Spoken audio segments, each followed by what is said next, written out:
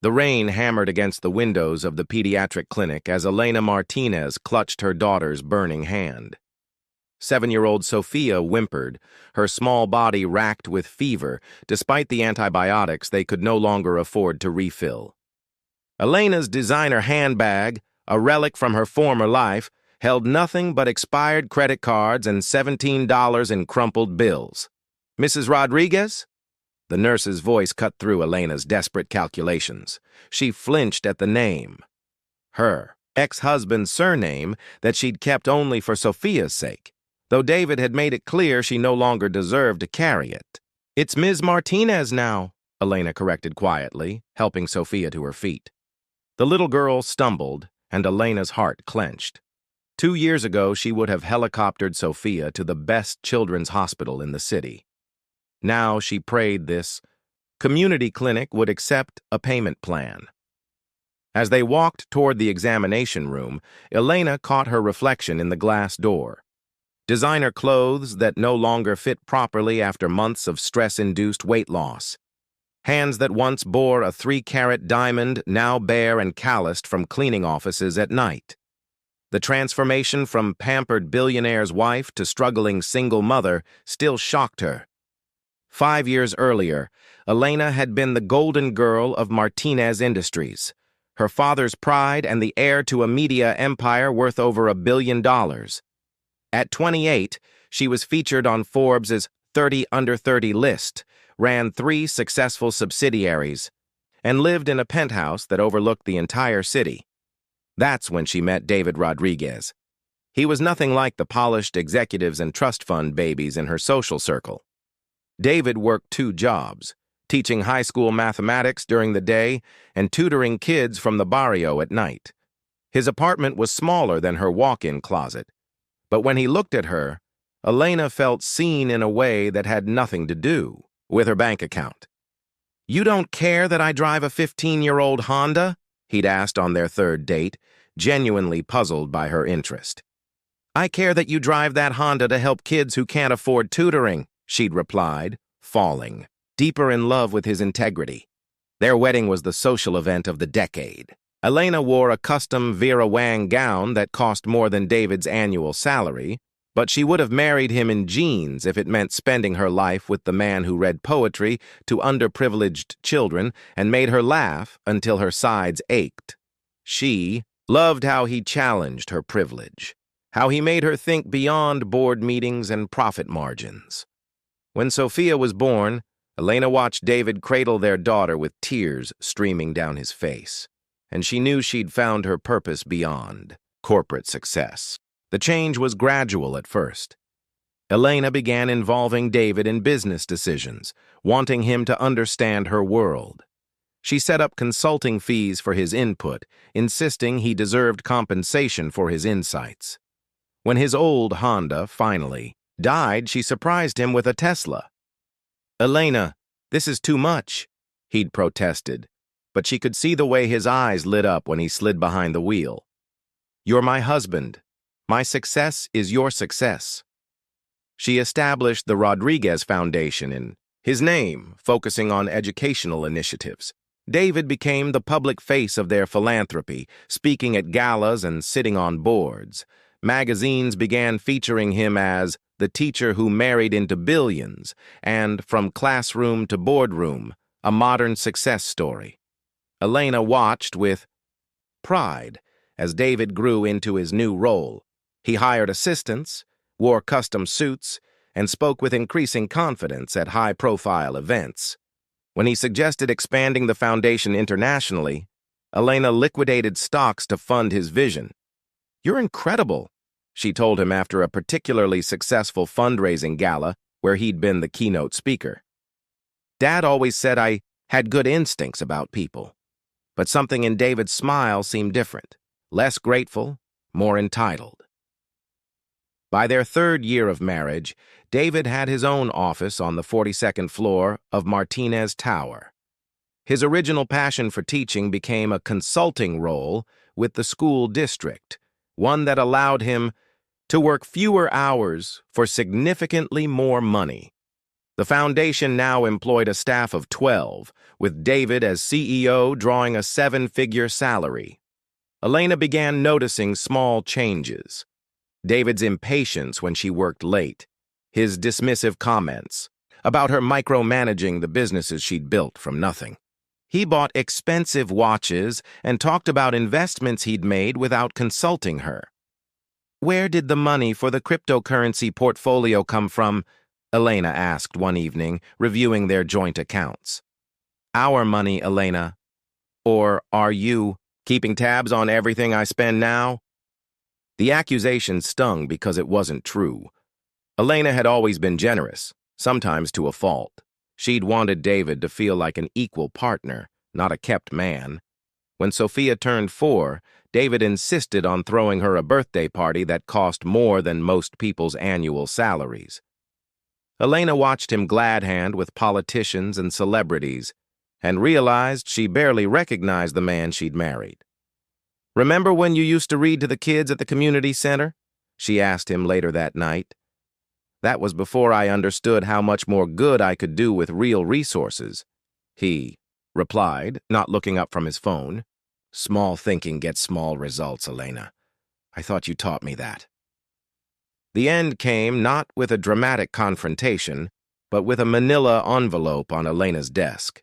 Divorce papers filed by David's team of attorneys she'd inadvertently paid for through the foundation's legal budget.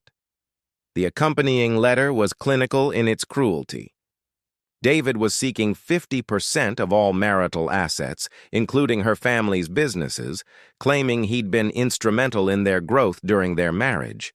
He wanted primary custody of Sophia and spousal support to maintain the lifestyle he'd grown accustomed to. Elena's hands shook as she read the final paragraph. "My client feels that Ms. Martinez's obsessive need to control every aspect of their relationship has made reconciliation impossible.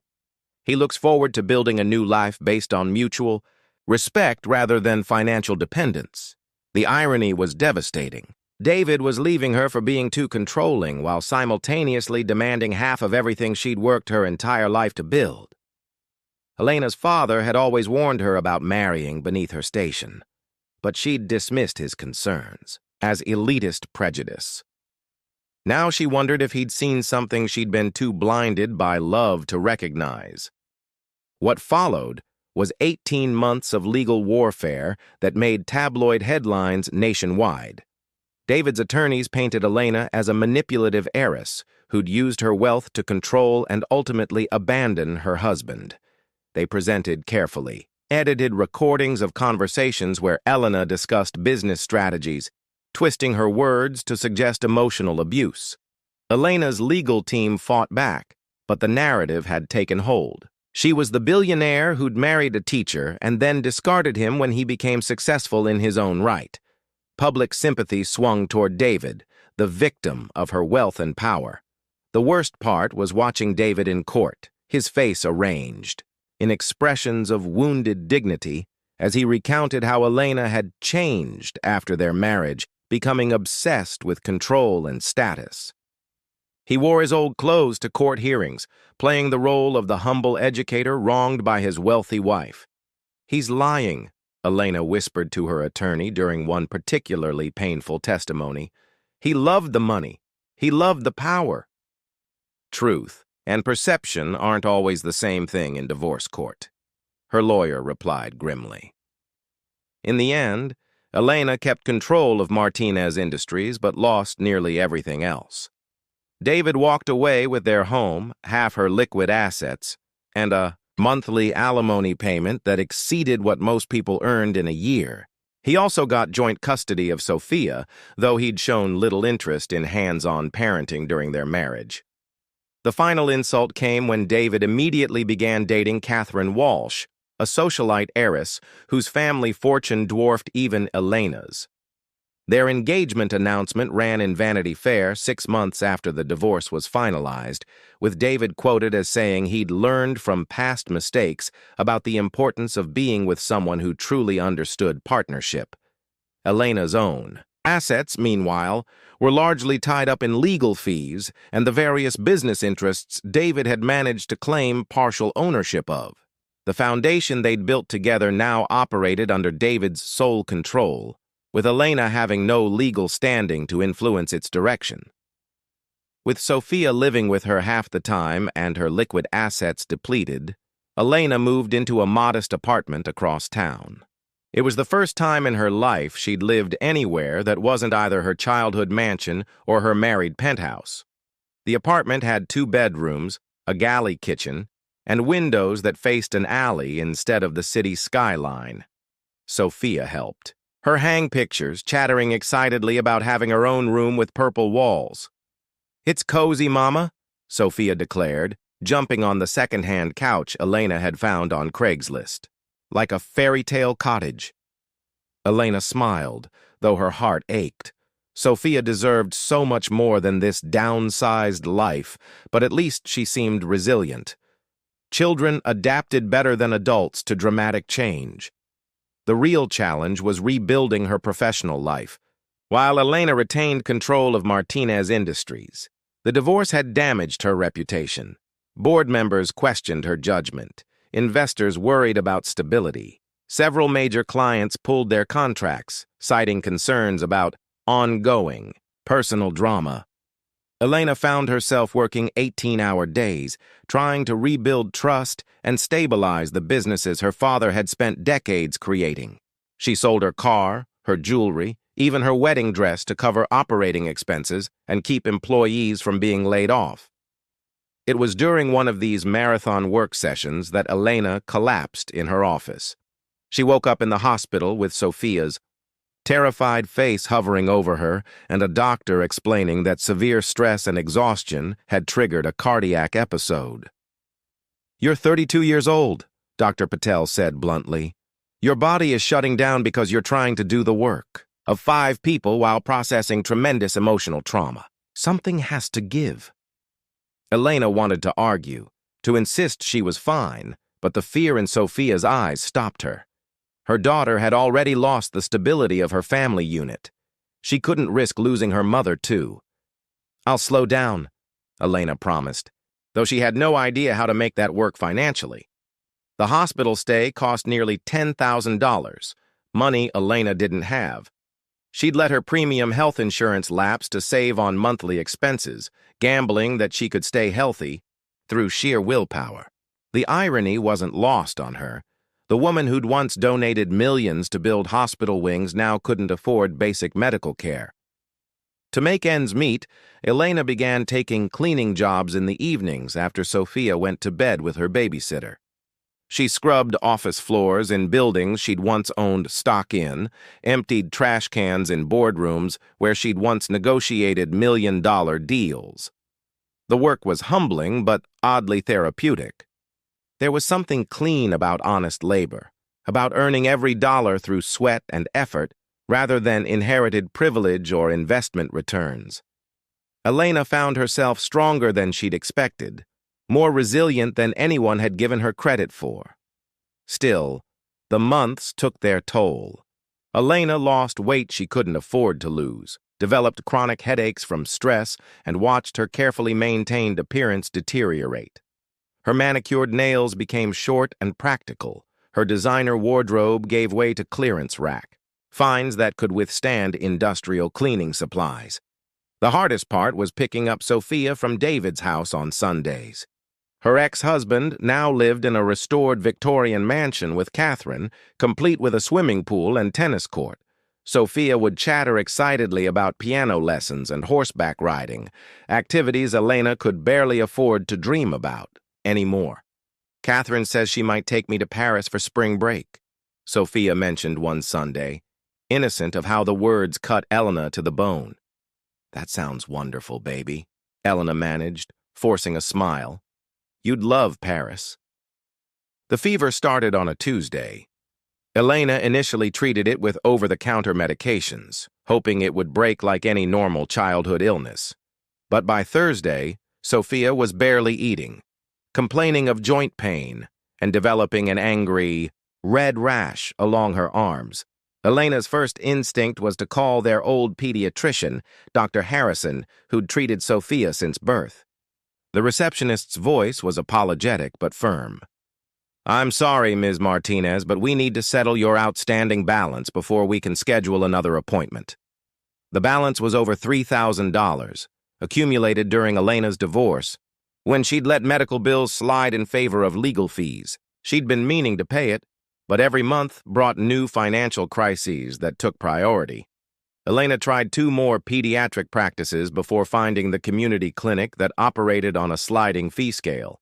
Even then, she had to promise to bring financial documentation to qualify for reduced rates. By the time they reached the clinic, Sophia could barely walk. Elena carried her daughter through the rain, both of them soaked by the time they reached the waiting room, filled with other families who looked as desperate as Elena felt. Dr. Chen emerged after what felt like hours of examination, her expression grave. "I'm afraid Sophia needs to be hospitalized immediately. Her symptoms suggest juvenile rheumatoid arthritis, but we need extensive testing to confirm the diagnosis and rule out more serious conditions." Elena's world tilted. Hospitalized? For how long? At least a week, possibly longer, depending on what the tests reveal. The treatment protocol is complex and expensive. Dr. Chen hesitated. "Do you have insurance?" The question Elena had been dreading. There's been a lapse, but I can pay. I have some assets." "Mrs. Martinez," Dr. Chen's voice was gentle but firm. "This could cost upwards of $50,000. Do you have that kind of liquid capital available?" Elena's throat closed. $50,000 was more than she'd made in the past 6 months of night cleaning. Her business assets were tied up in legal complications from the divorce. Her savings account had been depleted, fighting for custody of the very child who now needed treatment she couldn't afford. "I'll figure it out," Elena said quietly. "Whatever it takes." Elena spent the night in Sophia's hospital room, watching her daughter sleep fitfully while making increasingly desperate phone calls. She called her father's old business contacts, distant relatives, even former friends from her socialite days. Most didn't return her calls. Those who did expressed polite sympathy but offered no concrete help. "Elena, darling, if we'd known things were this difficult," came the refrain, always followed by explanations about their own financial commitments or investment losses. Finally, Elena called David. She hadn't spoken to him since their last court appearance, and hearing his voice, confident, slightly irritated, brought back a flood of painful memories. "Sophia is in the hospital," she said without preamble. "She has juvenile arthritis and needs extensive treatment." "Of course I'll see her," David replied immediately. "Catherine and I can be there within the hour." "David, the treatment is going to cost $50,000 minimum. My insurance—" "Your insurance problems aren't my responsibility, Elena. You got the businesses in the divorce. You wanted financial independence." The cruelty in his voice shocked her, even though she should have expected it. "This is your daughter, David. She's sick and scared and she'll have excellent care because I'll make sure of it. But don't think you can use Sophia's illness to manipulate me into bailing you out of your financial mistakes." The line went dead. Elena stared at her phone, understanding finally and completely that the man she'd loved was truly gone, if he'd ever existed at all. What happened next would define Elena for the rest of her life.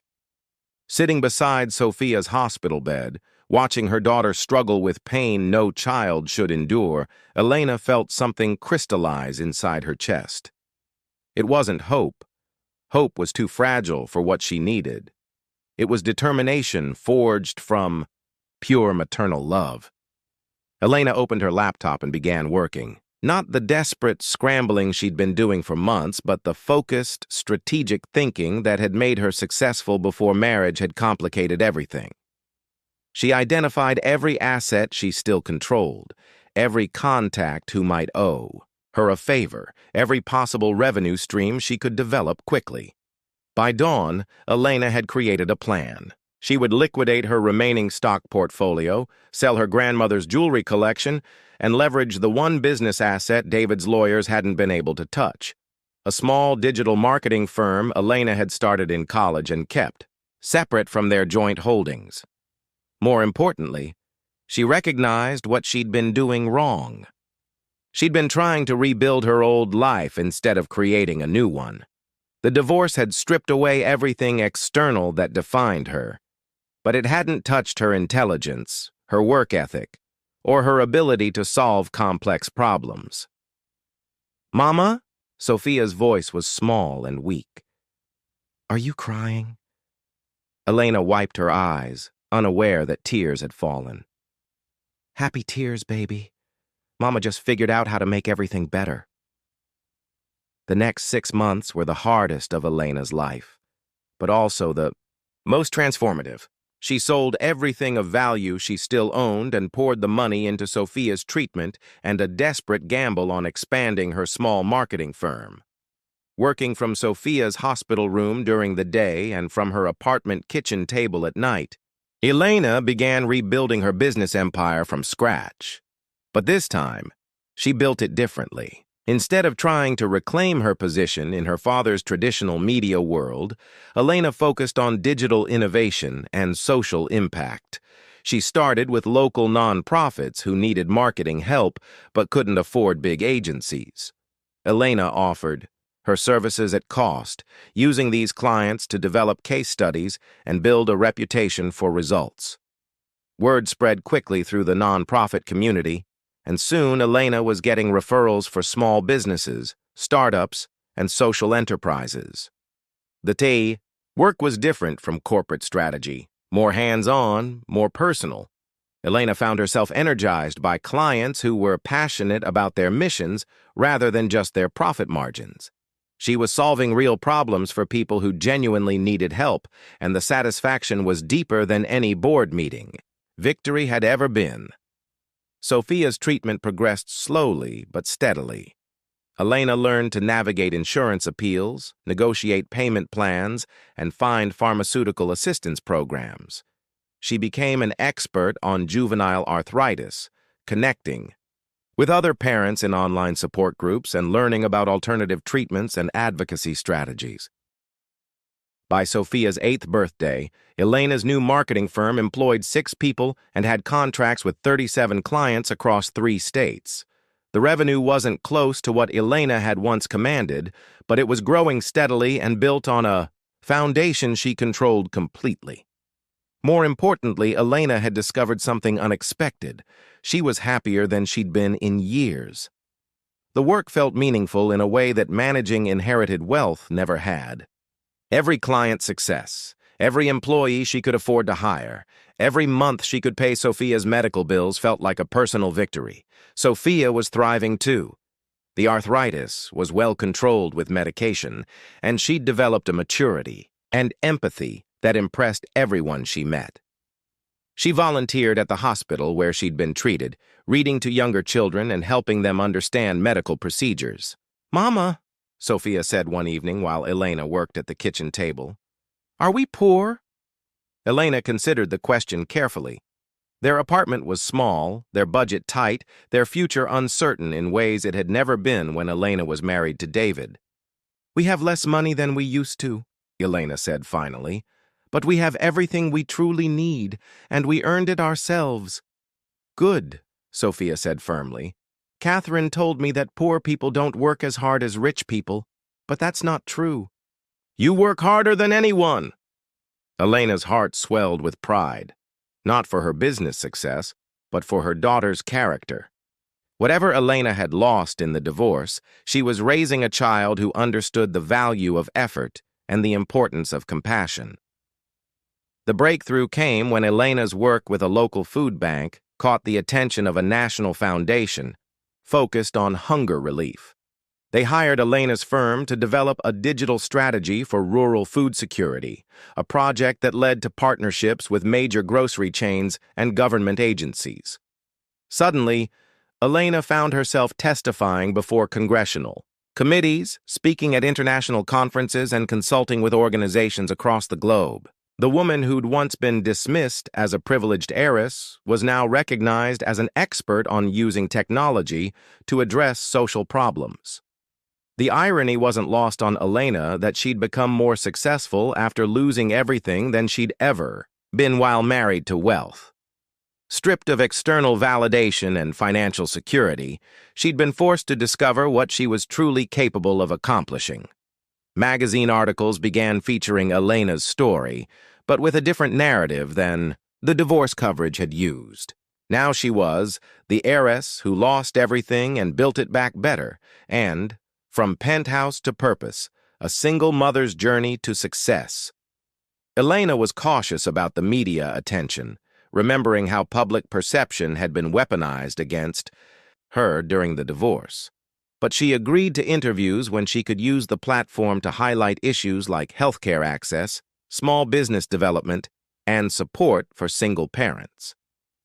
3 years after that desperate night in the community clinic, Elena stood in the boardroom of Martinez Industries addressing the board of directors. She was there not as the owner's daughter or an ex-heiress seeking reinstatement, but as the CEO of Martinez Digital Solutions, the company that had just been contracted to modernize Martinez Industries' entire digital infrastructure. The contract was worth $12 million, more than Elena had been awarded in her divorce settlement. She'd earned every penny through late nights, strategic thinking, and the kind of persistent hard work that wealth had once insulated her from. Elena's father, now in his 70s and facing his own health challenges, sat at the head of the table, listening to his daughter present with obvious pride. "Elena," he said after she finished, "I owe you an apology. I always thought your success was handed to you because of family connections. Watching what you've built from nothing, I understand now that I never gave you enough credit for your own abilities." The reconciliation was sweet, but Elena no longer needed her father's approval the way she once had. She'd learned to trust her own judgment and value her own achievements. Elena was leaving Sophia's school after a parent-teacher conference when she saw him. David stood beside a luxury SUV, looking polished and prosperous as he chatted with other parents. He spotted Elena at the same moment, his expression shifting through surprise, calculation, and something that might have been regret. Elena. He approached with the confident stride she remembered, though something in his eyes seemed less certain than before. "You look good, successful." Elena smiled politely. She'd imagined this moment many times, rehearsing cutting remarks or dignified indifference. Instead, she felt nothing more than mild curiosity about the man she'd once loved so desperately. "Thank you. How are Catherine and the baby?" Elena had heard through mutual acquaintances that David's second marriage had produced a son. "They're well. Listen, Elena, I've been following your company's success. Impressive work with the Martinez Industries contract." Elena waited, sensing he was building toward something. "I'd like to discuss having the Rodriguez Foundation work with your firm. We're looking to modernize our digital outreach, and given your expertise with nonprofits..." The audacity was breathtaking. David wanted to hire her, to profit from her skills while maintaining his position as the foundation's CEO. Elena felt a flash of the old anger, but it faded quickly. David's small-minded opportunism was his limitation, not hers. "I appreciate the offer," Elena said calmly, "but my firm specializes in organizations with transparent leadership and genuine commitment to their missions. I don't think we'd be a good fit." David's face flushed with embarrassment and irritation. "Elena, if this is about the past, this is about the present," Elena interrupted gently. "And the future I'm building for myself and Sophia. You'll excuse." "Me? I have a client call in 20 minutes. Elena walked away without looking back, feeling lighter than she had in years. That evening, Elena found Sophia at the kitchen table struggling with math homework, the same subject David had once taught, with such passion. I don't understand fractions, Sophia complained. They're stupid. They're not stupid, Elena said, sitting beside her daughter. They're just different from whole numbers. Sometimes the most important things come in pieces that you have to put together carefully. As she helped Sophia work through the problems, Elena realized she was teaching her daughter more than mathematics. She was demonstrating that challenges could be overcome with patience and persistence, that asking for help was a sign of wisdom rather than weakness, and that the most satisfying victories were the ones you earned through your own effort. Mama, Sophia said as they finished the last problem, are you going to marry Dr. Peterson? Elena smiled. Jake Peterson was a pediatric cardiologist she'd been dating for 6 months. A kind, thoughtful man who understood single parenthood because he'd been raising his own daughter alone since his wife's death 3 years earlier. I don't know, sweetheart. Would you like that? I like him, Sophia said thoughtfully. But I like that it's just us two. We're a good team. We are an excellent team, Elena agreed, hugging her daughter. And whatever happens, that will never change. 5 years later, Elena Martinez stood at the podium of the National Conference on Women's Entrepreneurship, addressing an audience of 2,000 business leaders, activists, and aspiring entrepreneurs. Sophia, now 12 and poised beyond her years, sat in the front row next to Jake Peterson, who had become Elena's husband and Sophia's beloved stepfather. People often ask me about resilience, Elena said, her voice carrying clearly through the auditorium. They want to know how I bounced back from divorce and financial ruin. But the truth is, I didn't bounce back. I moved forward to somewhere entirely new. Elena paused, looking out at the faces in the audience, many of them women who'd faced their own devastating setbacks and were searching for hope. The woman I was before my divorce was accomplished but not truly tested. I'd inherited success rather than creating it. When I lost everything external that defined me, the money, the status, the marriage, I discovered what I was actually made of. And it turned out to be stronger than I'd ever imagined. In the audience, Elena could see women leaning forward, hanging on her words. She recognized the hunger in their expressions, the desperate need to believe that their own disasters might somehow transform into triumphs. A divorced woman is not weak, Elena continued, her voice growing stronger. A woman who rebuilds her life from nothing is not a victim. A mother who fights for her child's health and future is not defeated, no matter what her bank balance shows.